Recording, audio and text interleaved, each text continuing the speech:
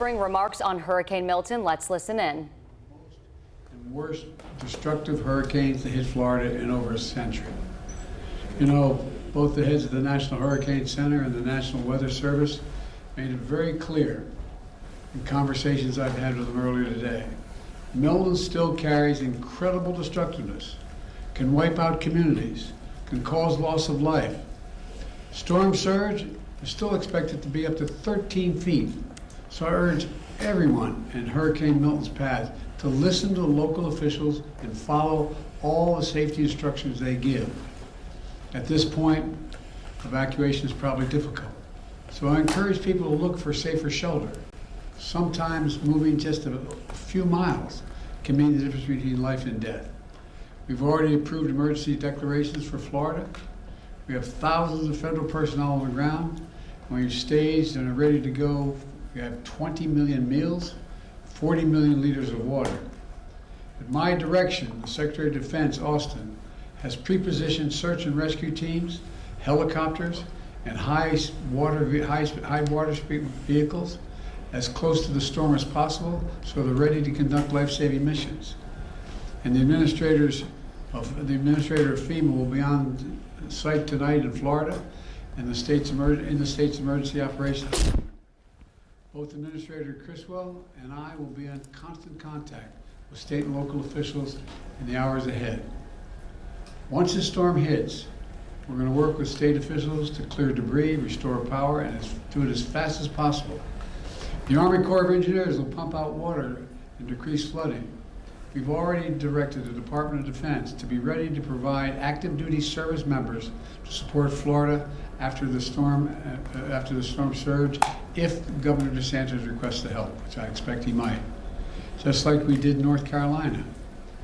I have surged over 1,000 U.S. Coast Guard personnel to perform search and rescue missions and reopen the Port of Tampa as soon as possible. Now, I want to reiterate a point I made clear earlier today to the folks who have been impacted by Helene. This impact, and will be now impacted by Milton. Over the last few weeks, there's been a reckless and irresponsible and relentless promotion of disinformation and outright lies about what's going on. It's undermining confidence in the people of Florida and incredible rescue and recovery work that has been undertaken. Literally, there are thousands of fellow Americans who are putting their lives at stake and putting on the line to do the dangerous work that needs to be done now. And it's harmful to those who most need the help.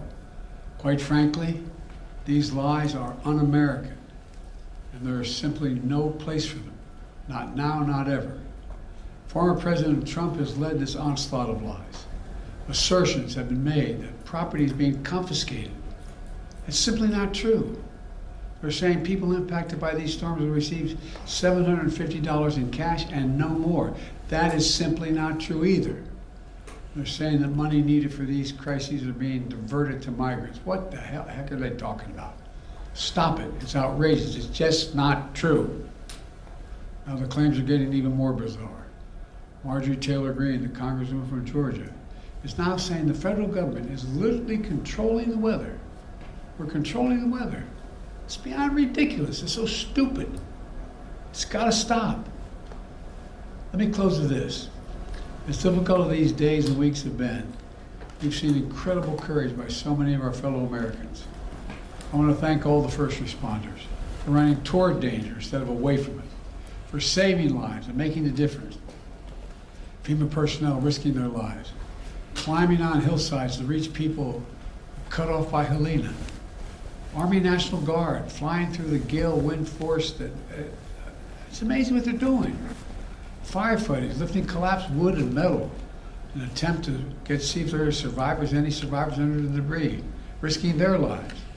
Coast Guard teams rappelling from helicopters to rescue people and risking their own lives. There are countless friends and neighbors who have sacrificed for the greater good. Volunteers leaving their own families behind to help search for someone else's family. Fellow Americans looking out for one another. That's America at its very best. That's who we are. So my final message tonight is to the people of Florida and all the impacted states. We've got your back. We've got your back. And Kamala and I will be there for as long as it takes to rescue, recover, and rebuild. May God bless you all, and may God protect those serving in the eye of this storm on behalf of our nation. Thank you.